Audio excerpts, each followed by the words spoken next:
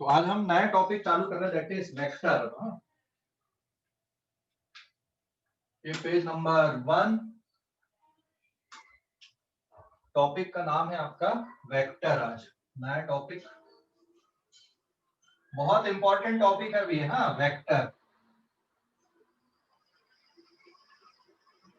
बहुत important topic है क्योंकि आगे के जो चैप्टर्स हैं आपके वो इस पे बहुत डिपेंड करते हैं। वेक्टर वैसे तो फिजिक्स का नहीं, मैथ्स का टॉपिक है, बट ये फिजिक्स में बिना वेक्टर के अपन आगे नहीं बढ़ सकते हैं। तो बहुत बहुत इंपॉर्टेंट टॉपिक है। जैसे आपका इंटीग्रेशन, डिफरेंशिएशन जो बेसिक मैथ्स का पोर्शन था, वैसे ही ये भी है। तो अच्छे से समझना है क्योंकि अब आगे आपको 2 साल तक आपको हर चैप्टर में कहीं ना कहीं पे आपको वेक्टर का यूज जरूर मिलेगा। हर चैप्टर में इनके यूजेस मिलेंगे, इसलिए बहुत ध्यान से समझना। और अगर किसी की क्लास मिस होती है तो उसका वीडियो देखना भाई, और अगर कुछ ऐसा रहता है तो डाउट क्लास में पूछ सकते हो, बट आपको ये मिस बिल्कुल भी नहीं करना है वेक्टर टॉपिक को, क्योंकि हर चैप्टर में ये यूज आने वाला है। ठीक है, तो व्हाट इज वेक्टर हियर? देखो यहाँ पे मैं वेक्टर को आपको एक्सप्लेन करने के लिए एक तरीका दे रहा हूँ कि वेक्टर क्या होते हैं। जैसे अगर आपने फोर्स लिखा, फोर्स F इक्वल्स टू, मैंने लिखा कि भाई इसमें 10 न्यूटन का फोर्स लग रहा है और ये किस डायरेक्शन पे लग रहा है, ईस्ट के डायरेक्शन पे लग रहा है। जैसे मान लो यहाँ पर कोई पोल है और इस पोल में कोई फोर्स लगा रहा है, दिस इज एनी पोल, और इस पे कोई इस पोल को खींच रहा है रस्सी से। ये रस्सी से इस पोल को कोई खींच रहा है, दिस इज द स्ट्रिंग। ये इसको रस्सी से खींच रहा है और कितने न्यूटन के फोर्स से खींच रहा है इसको ईस्ट की तरफ। जैसे अपन ने एक रस्सी बांध दी और इस पोल को अपन ऐसा खींच रहे हैं, तो कितने फोर्स से खींचा जा रहा है ये, दैट इज 10 न्यूटन, और इसका डायरेक्शन किधर है, ईस्ट की तरफ है। तो इसमें ये जो पार्ट है 10 न्यूटन, इसको बोला जाता है मैग्नीट्यूड, और ये जो ईस्ट आ गया, दिस इज कॉल्ड डायरेक्शन। ये डायरेक्शन हो गया। तो फोर्स कैसी क्वांटिटी होती है, वेक्टर क्वांटिटी होती है। अब मैं डिफाइन कर रहा हूँ what is vector. Vector is a physical quantity which have, vector is a physical quantity या वेक्टर फिजिकल क्वांटिटी या वेक्टर क्वांटिटी किसको बोलोगे, vector physical quantity is that physical quantity which have magnitude and direction। ऐसी physical quantity जिसमें magnitude और direction दोनों होता है। And follow vector algebra, and follow vector algebra. Vector algebra को जो फॉलो करती हैं is called vector physical quantity. उनको क्या बोलोगे, वेक्टर फिजिकल क्वांटिटी बोलोगे। एक और टर्म होता है that is scalar. What is scalar? Which have इसमें डायरेक्शन नहीं होता है, ये मैग्नीट्यूड, इसमें magnitude, which have only magnitude, जिनमें सिर्फ मैग्नीट्यूड होता है। ये जो पार्ट है ये मैग्नीट्यूड है, ये डायरेक्शन, जिनमें दोनों रहेगा और वेक्टर अलजेब्रा को फॉलो करेगा, वो वेक्टर फिजिकल क्वांटिटी। जिनमें सिर्फ मैग्नीट्यूड रहेगा वो स्केलर क्वांटिटी है। जैसे स्केलर क्वांटिटी के आप एग्जांपल्स अगर देखोगे, इसके स्केलर क्वांटिटी के which have only magnitude, distance, speed, ठीक है, वर्क, एनर्जी एक्सेट्रा, ये क्या होती हैं, स्केलर क्वांटिटी होती है। वेक्टर क्वांटिटी के अगर आप एग्जांपल देखोगे तो displacement, velocity, acceleration, force etcetera, ये वेक्टर होते, वेक्टर फिजिकल क्वांटिटी। तो मैं जो वेक्टर पढ़ा रहा हूँ आपको फिजिक्स के अकॉर्डिंग पढ़ा रहा हूँ कि भाई हमको फिजिक्स में जैसी जरूरत पड़ती है, ये मैथ्स के अकॉर्डिंग नहीं है। फिजिक्स में जैसा है हमको जरूरत पड़ती है, इसलिए मैं एग्जांपल भी वही ले रहा हूँ यहाँ पे। ठीक है, तो दो टाइप की फिजिकल क्वांटिटी है, एक स्केलर और एक वेक्टर। तो वेक्टर आप कब बोलोगे? Vector physical quantity is that physical quantity which have magnitude and direction and follow vector algebra is called vector physical quantity। अब ये वेक्टर अलजेब्रा आपने पढ़ा नहीं है, ठीक है, वेक्टर अलजेब्रा आपने पढ़ा नहीं है। अगर मैं यहाँ पर लिख दूं, सपोज ये लिखा मैंने 5 मीटर प्लस 3 मीटर या 4 metre plus 3 metre, what is your answer? It is 8 metre. लेकिन अगर मैं यहाँ पे लिख दूं 4 metre along east plus 3 metre along north, तो what is the answer here? क्या आंसर 8 मीटर आएगा? नो। क्या आंसर 8 मीटर आएगा? नो तो सर। 4 + 3 7 मीटर ना? कौन सा वाला? हाँ सॉरी, दिस इज 7 मीटर, मैंने 5 लिखा था, 7 मीटर। देखिए ये तो 4 मीटर, बट आप इसको ऐड नहीं कर सकते ना, 4 मीटर ईस्ट और फिर 3 मीटर अगर आपने नॉर्थ लिखा है तो आप इसको सीधे सीधे ऐड नहीं कर सकते। इसको ऐड करने के लिए आपको वेक्टर अलजेब्रा पढ़ना पड़ेगा, समझ गए? इसको आप सीधे सीधे ऐड नहीं कर सकते हो। इसको समझने के लिए, इस तरह के एडिशन को समझने के लिए जिसमें मैग्नीट्यूड भी होता है और डायरेक्शन भी होता है। सर 5 नॉर्थ ईस्ट आएंगे? क्या बेटा? 5 नॉर्थ ईस्ट आएंगे उसका? नहीं, ये अभी नहीं पता कि किधर आएगा। 5 नॉर्थ ईस्ट आएगा, हाँ नॉर्थ ईस्ट में तो आएगा, लेकिन 5 होगा कि नहीं होगा इसको सीखना पड़ेगा अभी हमको। तो ये अलजेब्रा अभी सीखना हमें, इसीलिए तो हम वेक्टर पढ़ रहे हैं यहाँ पे, क्योंकि हमें डायरेक्शन वाली फिजिकल क्वांटिटी को ऐड करना, सब्ट्रैक्ट करना, ये सीखना है। उनका मल्टीप्लिकेशन कैसे होता है, किस तरह से उनका मल्टीप्लिकेशन होता है, ये सीखने के लिए हम पूरा वेक्टर टॉपिक अब पढ़ रहे हैं। ज्यादा बड़ा टॉपिक नहीं है, छोटा सा टॉपिक है, 4-5 लेक्चर लगते हैं, 3-4 लेक्चर उसमें कंप्लीट हो जाता है जितना आपको जरूरत है। बट बहुत इंपॉर्टेंट है, ये पूरी फिजिक्स में आपको हेल्प देगा या पूरी फिजिक्स में ये यूज में आएगा। तो ये समझ गए अभी बेसिक इंट्रोडक्शन स्केलर और वेक्टर का। स्केलर और वेक्टर का बेसिक इंट्रोडक्शन समझ गए या नहीं? Yes sir. Yes sir. Okay, लेकिन मैंने यहाँ पे लिखा है कि मैग्नीट्यूड और डायरेक्शन तो होना ही चाहिए, साथ में वेक्टर अलजेब्रा को फॉलो भी करना चाहिए। मतलब कुछ ऐसे एक्सेप्शन भी आपको मिलेंगे जिसमें मैग्नीट्यूड भी होगा और डायरेक्शन भी होगा, लेकिन वो फिजिकल क्वांटिटी वेक्टर नहीं है। ऐसे भी मिलेंगे आपको फिजिकल क्वांटिटी जिसमें मैग्नीट्यूड भी होगा और डायरेक्शन भी होगा, लेकिन वो वेक्टर नहीं। क्यों नहीं है भाई? वेक्टर अलजेब्रा फॉलो नहीं हो रहा उनसे। ऐसी एक्सेप्शन में भी मिलेंगी फिजिकल क्वांटिटी आपको, जैसे इलेक्ट्रिक करंट। इलेक्ट्रिक करंट में मैग्नीट्यूड भी होता है और डायरेक्शन भी होता है, लेकिन वो वेक्टर अलजेब्रा को फॉलो नहीं करता, ठीक है? तो electric current is a scalar, जबकि उसमें मैग्नीट्यूड भी रहता है और डायरेक्शन भी रहता है। तो सिर्फ मैग्नीट्यूड और डायरेक्शन होने से कोई फिजिकल क्वांटिटी वेक्टर नहीं होती है, उसको वेक्टर अलजेब्रा को फॉलो करना पड़ता है। समझ गए या नहीं? उसको वेक्टर अलजेब्रा को फॉलो करना पड़ता है। क्लियर हो गया अभी? सर हाँ बोलो। मैं री एंटर करूँ क्या? बहुत नेटवर्क इशू है। ओके ओके फाइन, कर लो। 4 metre plus 3 meter is a distance, but 4 meter east and plus 3 meter north it is a displacement.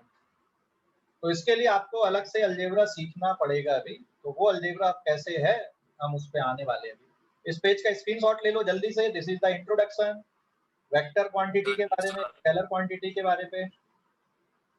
हो गया बेटा? Yes sir. ओके, अब इसका रिप्रेजेंटेशन कैसे करते हैं वेक्टर का? वेक्टर का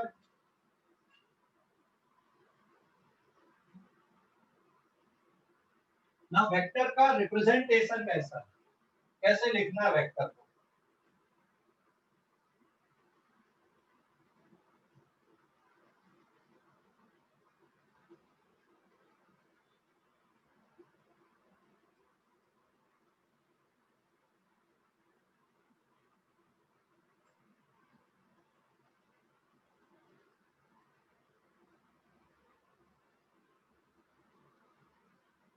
Now page number 2,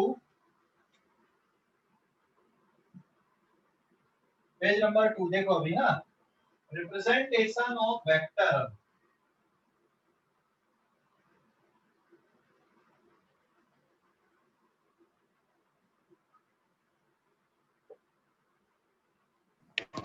representation of vector, ठीक है, वेक्टर को रिप्रेजेंट कैसे करते हैं? सबसे पहले symbolic representation. Symbolic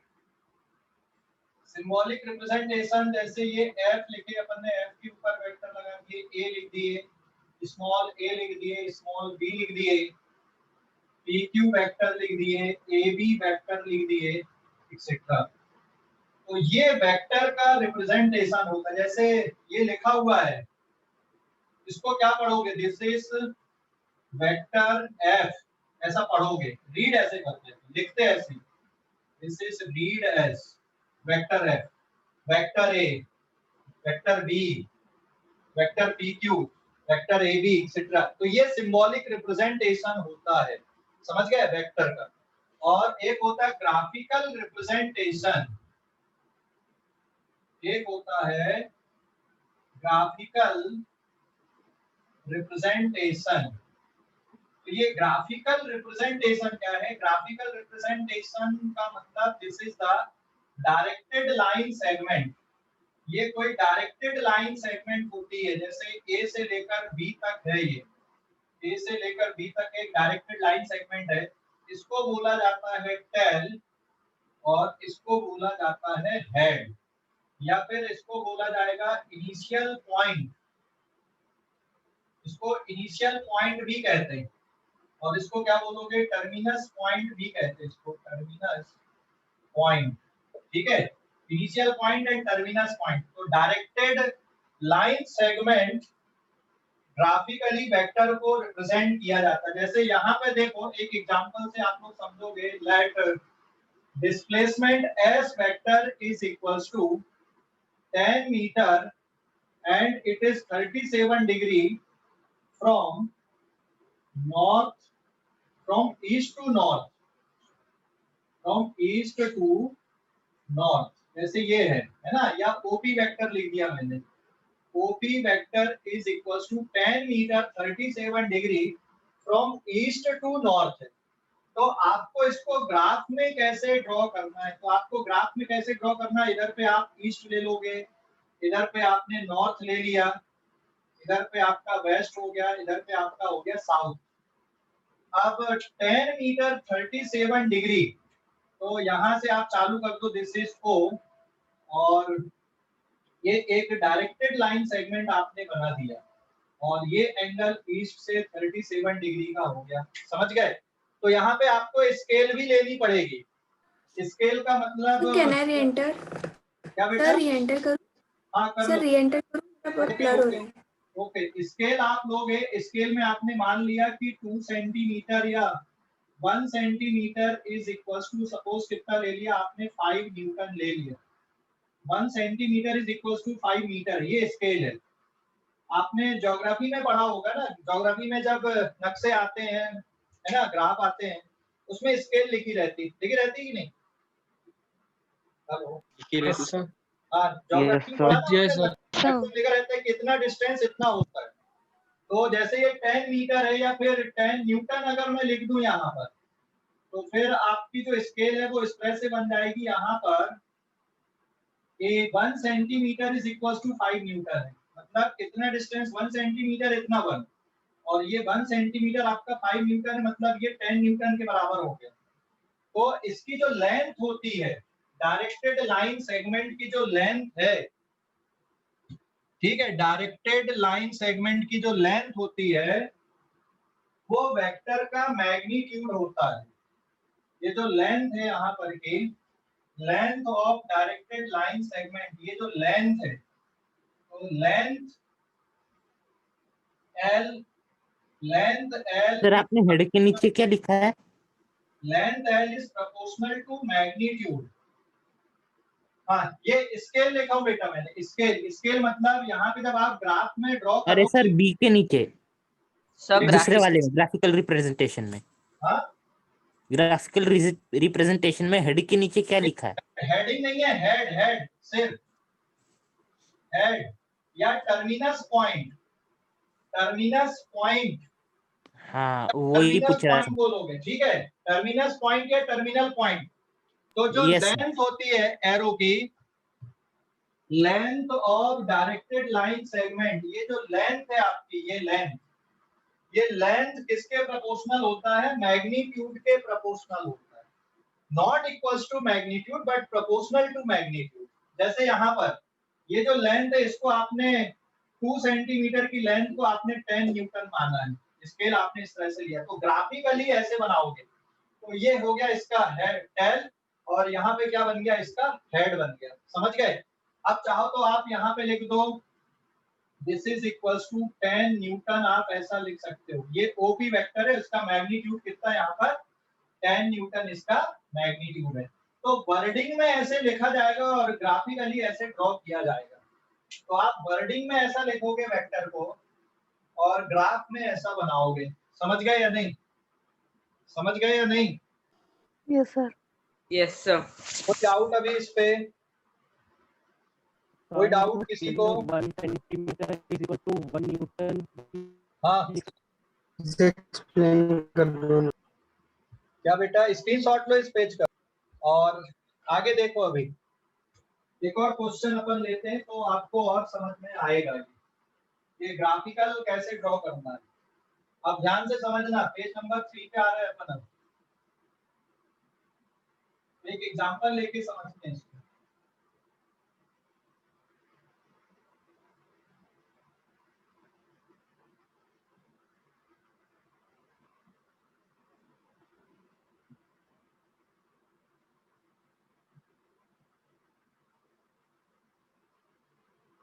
page number 3,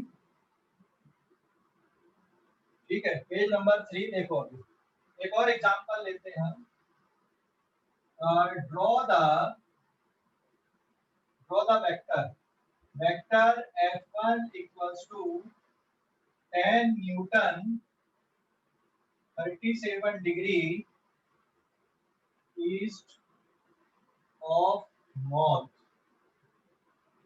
और एक F2 वेक्टर है, F2 vector is equals to 15 newton, ठीक है, 15 newton 53 degree south of waste.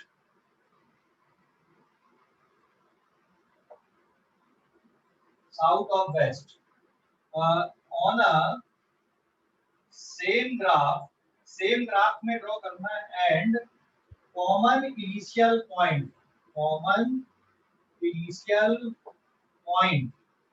And इस पे आप स्केल अपनी मर्जी से ले सकते हो। तो अगर आपको ये दो वेक्टर को ग्राफ में ड्रॉ करना है, देखो, तो सबसे पहले आप ये ड्रॉ कर दोगे east, north, west and then south. समझ गए या नहीं? अरे समझ गए? पहले ये बना दो। उसके बाद अब आप देखो, यहाँ पे आपको स्केल लेना पड़ेगा। स्केल में आपने ले लिया 1 centimeter is equals to 5 newton. This is your scale draw करने के लिए।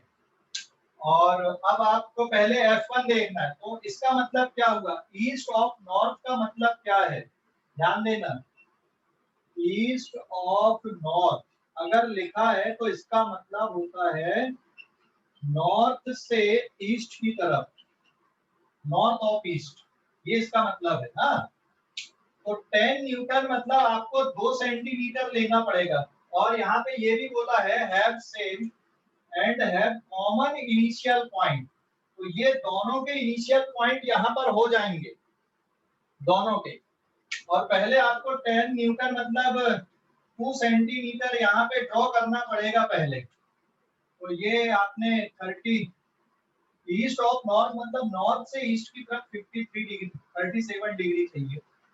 इसको कुछ और एंगल लिख दे रहा हूँ मैं यहाँ पे, दैट इज सपोज 20 डिग्री कर देता हूँ, ठीक है। तो यहाँ पे 37 डिग्री लेकिन नॉर्थ से लेना पड़ेगा आपको।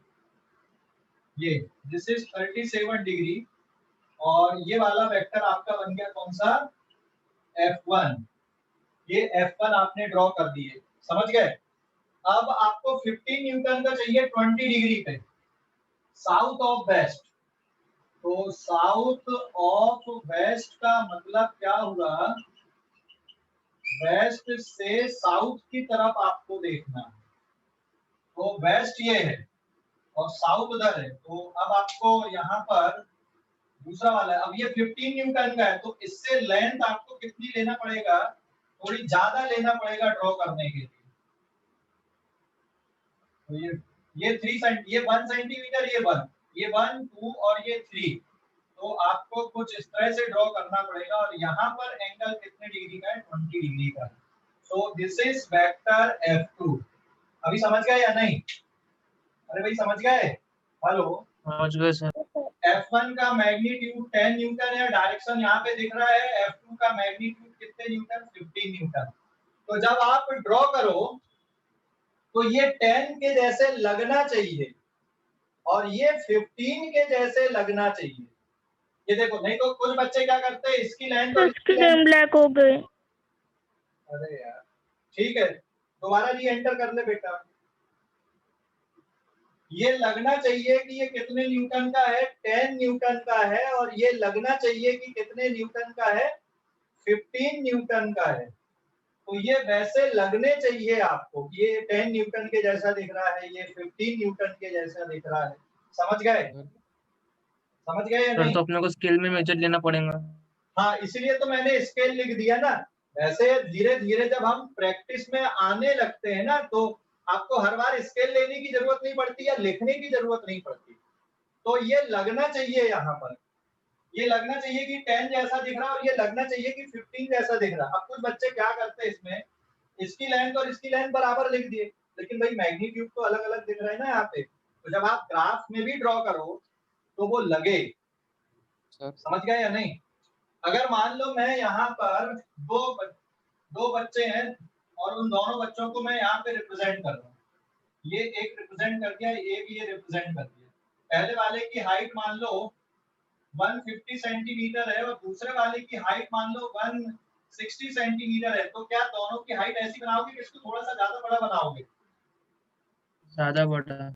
हाँ, सेम नहीं बनाते ना फिर अपन। तो बिल्कुल वैसे ही जब आप ग्राफ में रिप्रेजेंट कर रहे हो, ग्राफ में जब आप रिप्रेजेंट करते हो वेक्टर को, तो उनके साइज को भी आपको उसके अकॉर्डिंग लिखना पड़ेगा, मैग्नीट्यूड के अकॉर्डिंग ड्रॉ करना पड़ेगा। समझ गया? सर स्केल अपने मन से लेना पड़ता? हाँ, स्केल अपने मन से लेना पड़ता है, और वैसे इसको नहीं भी लोगे तो चलेगा, छोड़ दो इसको। लेकिन आपको ये यहाँ पे ड्रॉ करते टाइम आपको ये ध्यान रखना कि ये 10 जैसा लगे और ये 15 जैसा लगे। समझ गए कि नहीं? ग्राफ में बनाते टाइम ये लगना चाहिए कि ये 10 है और ये 15 है, और ये भी 10 है और ये भी 10 है, तो फिर दोनों को बराबर बराबर बनाना। समझ गए या नहीं? सर अभी अटक गया था पहले। सर स्केल एक्स एक्सिस के हिसाब से। क्या चीज? ये जो स्केल लिखा ना मैंने, ये जरूरी नहीं है कि लिखो आप, इट इज नॉट नेसेसरी कि आप लिखो। हाँ, बनाते टाइम आपके माइंड में रहना चाहिए कि मैं इस तरह से ले रहा हूँ। हो सकता है कोई बच्चा 1 सेंटीमीटर की जगह कोई ऐसा भी ले सकता है ना स्केल। किसी ने ले लिया कि नहीं मैं 2 सेंटीमीटर को 4 न्यूटन मानूंगा, तो ये भी ले सकता। कोई सोच सकता है कि नहीं मैं 1 सेंट, उसके बाद बहुत बड़ा पेज है तो बोल देगा नहीं मैं 1 सेंटीमीटर 1 न्यूटन के बराबर दूंगा, वो भी चलेगा। तो स्केल आपकी मर्जी से ली जाती है, मतलब ये ऐसा कुछ नहीं कि इसको फिक्स करना है। समझ गए? स्केल को फिक्स नहीं करना है कि कितना लेना है, ये आपकी चॉइस है। लेकिन यहाँ पर जब आप ड्रॉ कर रहे हो तो वो लगना चाहिए, मुझे देख के लगना चाहिए कि हाँ ये 10 जैसा दिख रहा है और ये 15 जैसा दिख रहा है। समझ गए? हेलो, समझ गए? यस सर समझ गया। कि अभी भी कोई डाउट है किसी को भी? सर और डिग्री। सर एक है। स्केल जरूरी नहीं है कि आप लिखो नीचे, ये लिखना जरूरी नहीं है, क्योंकि हर बच्चा अपने अपने हिसाब से स्केल ले सकता है। लेकिन यहाँ पर जब आप ड्रॉ करके दिखा रहे हो तो वो लगना चाहिए आपको कि ये 10 दिख रहा है और ये 15 जैसे दिख रहा है। समझ गए? हाँ या ना? सर एक डाउट है। हाँ, तो क्या डाउट है? सर एक्स एक्सिस से 37 डिग्री क्यों नहीं लिए? क्या क्या? एक्स एक्सिस से 37 डिग्री क्यों नहीं लिया आपने? एक्स एक्सिस से क्यों नहीं लिया? 37 डिग्री। ये एक्स एक्सिस नहीं है पहली बात, और ये वाई नहीं है। मैंने यहाँ पे आपको ईस्ट वेस्ट और नॉर्थ साउथ डायरेक्शन बनाया है। ये एक्स एक्सिस और वाई एक्सिस नहीं है, पहली बात को ध्यान रखना। समझ गए? अब देखो, ईस्ट ऑफ नॉर्थ, यहां पर भी ध्यान देना, ये लिखा हुआ है east of north, east of north, और एक क्या लिखा हुआ है, साउथ ऑफ वेस्ट। तो ईस्ट ऑफ नॉर्थ को आप ऐसा भी लिख सकते हो, और फ्रॉम नॉर्थ टू ईस्ट, या तो ईस्ट ऑफ नॉर्थ लिखो या फ्रॉम नॉर्थ टू ईस्ट लिखो, एक ही बात होती है। समझ गए? ये समझ गए या नहीं? This is 37 degree। या तो ऐसा लिखा जाता है या ऐसा लिखा जाता है, इसलिए मैंने यहाँ पे लिख के बताया ना आप लोगों को। समझ गए? सर डिग्री सेम नहीं रह सकती? क्या बेटा? डिग्री सेम नहीं रह सकती? क्या? Degree degree. हाँ डिग्री, डिग्री तो ये, अच्छा ये एग्जैक्ट स्केल से, वो प्रोटेक्टर से? हाँ नहीं, प्रोटेक्टर से ऐसा मेजर करने की जरूरत नहीं है। देखो कुछ अंदाज अपने को भी आने चाहिए। अपना अंदाज ये होना चाहिए कि मान लो ये 90 डिग्री का एंगल है कि नहीं? अरे 90 डिग्री का एंगल है कि नहीं? Yes sir. Yes sir. अगर 45 डिग्री सोचोगे तो ये बिल्कुल बीच में से बना दोगे, और अगर यहाँ पे आपको 30 डिग्री सोचना है, जैसे एक्स एक्सिस से वाई एक्सिस है, एक्स एक्सिस से 30 डिग्री ड्रॉ करना है तो थोड़ा नीचे ले लो। अगर यहाँ पे तुमको 60 डिग्री ड्रॉ करना है एक्स एक्सिस से तो थोड़ा ऊपर ले लो। तो ये हमको अंदाज से करना। अब जैसे सर्कल बनाने के लिए हर बार राउंडर थोड़ी लेते रहेंगे अपन, वो तो कहानी खत्म हो गई है। आपका अंदाज वहां पे इस तरह से लेना है। जरूरी नहीं है कि आपको प्रोटेक्टर से बिल्कुल cut to cut exact measurement करके लिखना है। समझ गए? Hello, yes sir. समझ गए अभी? तो ये अंदाज से लेना। ओके, और कोई डाउट है इस पे? ग्राफिकल रिप्रेजेंटेशन पे, ग्राफिकल रिप्रेजेंटेशन पे कोई डाउट है क्या? No sir. No sir. Sir दोनों की डिग्री सेम भी रह सकती ना? हाँ, ये तो मैंने क्वेश्चन बनाया था अलग अलग करने के लिए। दोनों की डिग्री सेम हो सकती है, वो तो क्वेश्चन पे डिपेंड करेगा ना बेटा। मैंने यहाँ पे ऐसा लिया, एक 37 एक 20 डिग्री है, कुछ और भी हो सकते हैं। दोनों एक ही डायरेक्शन में भी हो सकते हैं, कि जैसे F1 10 न्यूटन है 37 degree east of north, F2 भी आ जाएगा 15 Newton 37 degree east of north. तो फिर उसको उसी के ऊपर बनाना पड़ेगा, थोड़ा आगे तक लेके जाना पड़ेगा। समझ गए? Yes sir. दोनों डायरेक्शन भी सेम हो सकते हैं ना दोनों के, या तीन के डायरेक्शन सेम हो सकते हैं या अलग अलग हो सकते हैं। क्लियर हो गया कि डाउट है कुछ अभी? No sir. पक्का? किसी को कोई डाउट नहीं है? सर ठीक है, अब इस पेज का स्क्रीनशॉट लो। इस पेज का स्क्रीनशॉट ले लो जल्दी से। Done sir. ओके, आगे बढ़ता हूं मैं अब। हाँ, आगे बढ़ूंगा अब।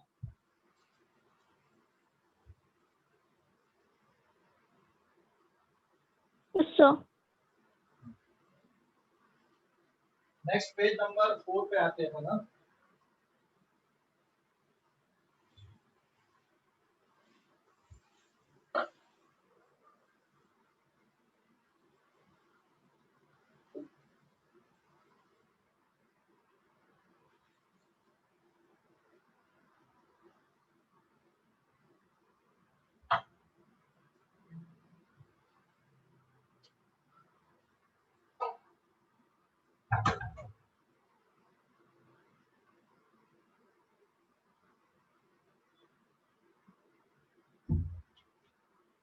पेज नंबर 4 देखो अभी।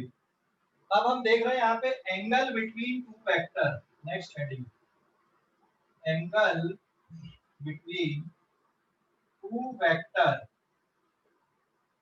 दो वेक्टर के बीच में एंगल कैसे देखा जाता है? ठीक है, और दो वेक्टर के बीच में एंगल हमेशा 180 डिग्री से छोटा या बराबर और 0 से छोटा या बराबर, बड़ा या बराबर हो सकता है। मतलब दो वेक्टर के बीच में एंगल हमेशा इसी स्लॉट में आएगा, इससे ज्यादा नहीं होगा दो वेक्टर के बीच का एंगल कभी भी, ठीक है, इसी के बराबर इसी स्लॉट में होना चाहिए।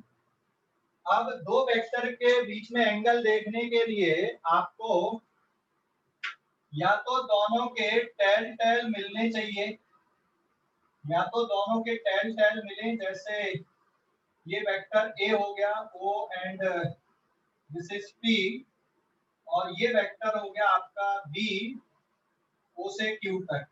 तो एक एंगल ये थीटा इक्वल्स टू मान लो यहाँ पर 60 डिग्री का एंगल है ना, और इधर से भी अगर आप देखोगे तो ये भी एक एंगल दिखेगा दैट इज 300 डिग्री। सो ए और बी के बीच में एंगल कितना है यहाँ पर, angle between vector A and B is theta equals to 60 degree. समझ गए, ये 60 डिग्री का एंगल चाहिए, ये वाला एंगल नहीं चाहिए क्योंकि ये स्लॉट में आया नहीं। उसका रीजन है कि यही एंगल क्यों चाहिए होता हमको, 180 के ऊपर का एंगल क्यों नहीं चाहिए, क्योंकि इन दो वेक्टर का जो रिजल्टेंट बनेगा वो पीछे नहीं बनेगा कभी भी, इनका रिजल्टेंट हमेशा सामने ही बनेगा।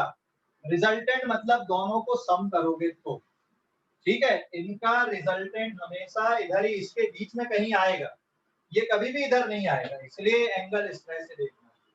तो एंगल देखने का तरीका है कि या तो उनके हेड हेड या टेल टेल को इंसाइड होने चाहिए।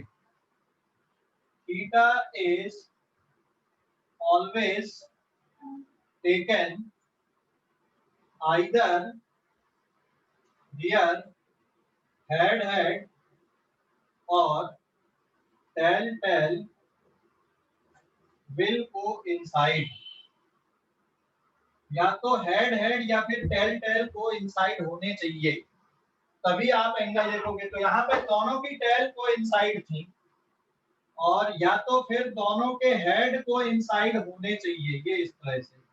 तो ये वेक्टर ए है और ये वेक्टर बी है, या तो हेड हेड को इनसाइड हो या टेल टेल को इनसाइड होने चाहिए दो वेक्टर के बीच में एंगल देखने के लिए। समझ गए, ये रूल है। सर हेड हेड मतलब ये एरो जहाँ पे मिल रही है सीधा जहाँ पे, या टेल मतलब जहाँ से टेल से देखना है, या हेड हेड को मिला के देखना। सर हाँ सर तो वो एंगल फॉर्म करेंगे ना हेड हेड। यहाँ पर मान ले ये वाला हाँ एंगल सर, तेरा कितने डिग्री का है, 60 का, और ये इधर पे 300 डिग्री का हो गया, तो ये वाला एंगल आएगा। या फिर इसको ले ले तो 70 डिग्री ले ले, 30 डिग्री कर देता हूँ सबसे अच्छा, तो ये 330 डिग्री का, तो कौन सा एंगल आएगा, ये एंगल रहेगा ना, इधर का थोड़ी रहेगा, क्योंकि दो वेक्टर के बीच में सर एंगल। ऑब्ट्यूज एंगल में हाँ ऑब्ट्यूज चलेगा, ऑब्ट्यूज चलेगा, इससे कोई फर्क नहीं पड़ता। जैसे ये एक वेक्टर है, दिस इज वेक्टर ए, ये वेक्टर हो गया एक वेक्टर बी, और ये 120 डिग्री का एंगल है, और यहाँ से देखोगे तो ये कितने का आएगा, 240 का। तो कौन सा एंगल रहेगा इसमें, 120 डिग्री का। अभी समझ गए या नहीं? Yes sir. Yes sir. हाँ, तो दो वेक्टर के बीच में एंगल हमेशा कौन सा वाला देखना है आपको, जो 0 is less than equals to theta, theta is less than equals to 180 degree, आपको हमेशा इस तरह से देखना है, ठीक है। और कोई डाउट है? No sir. एंगल को लेके अभी नो सर। अभी इस पेज का स्क्रीनशॉट लो, इस पेज का स्क्रीनशॉट लो जल्दी से, और फिर दो वेक्टर के बीच में एंगल के लिए क्वेश्चन बता रहा हूँ, जल्दी से स्क्रीनशॉट ले लो इस पेज का। ले लिए क्या? एक मिनट। स्क्रीनशॉट ले लो जल्दी से, कॉपी में लिखने के लिए। ले लिए? सर मैं रीजन हो रहा फिर से नेटवर्क प्रॉब्लम आ रहा है। हाँ ठीक है, री एंटर कर ले।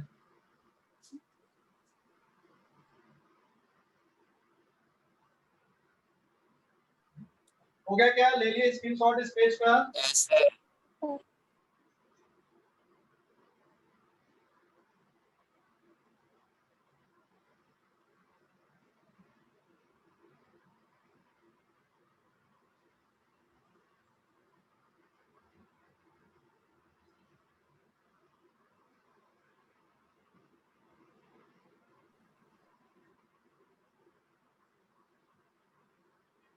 Page number 5। हाँ, अभी एंगल बताना दो वेक्टर के बीच में, क्वेश्चन है find angle between vector A and vector B.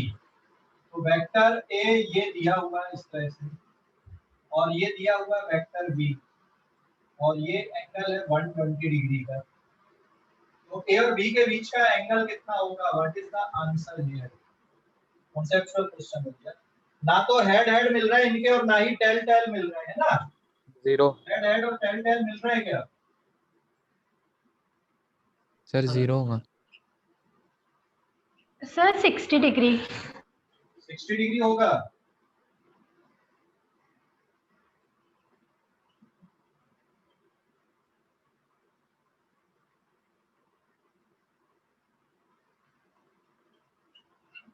हाँ, यहाँ पे एंगल बिटवीन, ये एक और क्वेश्चन है, ठीक है। Now angle between first vector A and vector B is, दूसरा का answer vector A and vector C is, तीसरा निकालना है vector B and vector C is. ये दो क्वेश्चन है आपके पास, एक ये ए और बी के बीच में कितने डिग्री का एंगल बताओ जल्दी से, क्या आंसर आएगा पहले वाले डायग्राम में? 0 डिग्री। Sir 60 degree. 60 कितने का बेटा? 120। हाँ, कितने 0 का सर। आएगा? 60 degree. 60 degree. Sir 0 yes sir. 0 जी इसमें जीरो का ये कैसे आएगा भाई? जीरो का देखो सर वो कोलाइड नहीं हो रही है ना। हाँ, तो इसको क्या कर दो आप, ए को थोड़ा सा आगे बढ़ा सकते हो क्या? ए को इसको थोड़ा सा आगे बढ़ा सकते हो क्या? Yes sir. Sir parallel shifting करेंगे। उसको मोड़ना नहीं है, घुमाना नहीं है, इसको घुमाना नहीं है, आपको सीधे आगे लेकर जाना है, ठीक है? घुमाना नहीं है इसको। सर तो उधर एक और एंगल बनेगा ना। हाँ, तो ये जो एंगल बन रहा अब ये कितने डिग्री का होगा? 60 डिग्री का होगा या नहीं? क्योंकि इसको उठा के अगर आगे तक ले जाओगे तो दोनों की टेल मिल जाएंगी और आपका आंसर आ जाएगा यहाँ पे। What is the answer here? Angle between A and B is theta equals to कितने डिग्री का आंसर? 60 डिग्री का। समझ गए? Yes sir. हाँ, कोई डाउट अभी इस पे? No sir. सर थीटा है टेल में और हेड में रहता ना। क्या? सर थीटा टेल में भी रहता और हेड में भी रहता।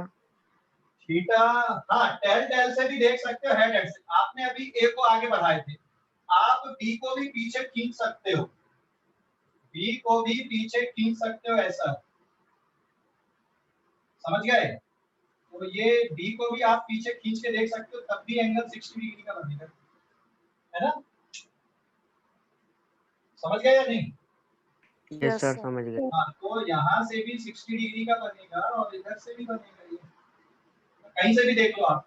तो आंसर क्या आएगा इसका? 60 डिग्री। तो आप इधर से भी पीछे खींच के बना सकते हो इसको, कहीं से भी देखो। तो पैरेलल शिफ्ट करके देखना, तो आंसर कितने का आएगा?